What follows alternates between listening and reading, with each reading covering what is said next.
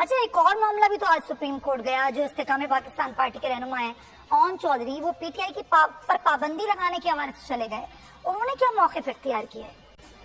जी, ये दरख्वास्त जो है, जो पाकिस्तान तहरीक इंसाफ पर पाबंदी लगाने से मुतल्लिक दायर की गई है, इस्तेकाम पाकिस्तान पार्टी के रहनुमा हैं ओन चौधरी, उन्होंने जो है वो बाज़ाब्ता तौर पर एक दरख्वास्त के जरिए सुप्रीम कोर्ट से रजू किया है, और उस दरख्वास्त में उन्होंने वाज़ेह तौर के ऊपर मौक़िफ़ ये इख्तियार किया है कि पाकिस्तान तहरीक इंसाफ पर पाबंदी लगाई जाए, और साथ साथ उन्होंने ये भी इस्तदा की है कि पाकिस्तान तहरीक इंसाफ को जो है वो तहलील किया जाए। दरखास्त में जो है वो चेयरमैन तहरीक इंसाफ, सदर तहरीक इंसाफ परवेज इलाही, वजारत कानून, वजारत दाखिला को फरीक बनाया गया, सेक्रेटरी दिफा वज़ीर आज़म शहबाज शरीफ, वज़ीर दिफा ख्वाजा आसिफ को भी जो है वो फरीक बनाया गया। तहरीक इंसाफ के चेयरमैन के खिलाफ तमाम सबूत और उसके फौज मुखालिफ बयानात जो है वो भी दरखास्त में शामिल किए गए हैं। वज़ीर दिफा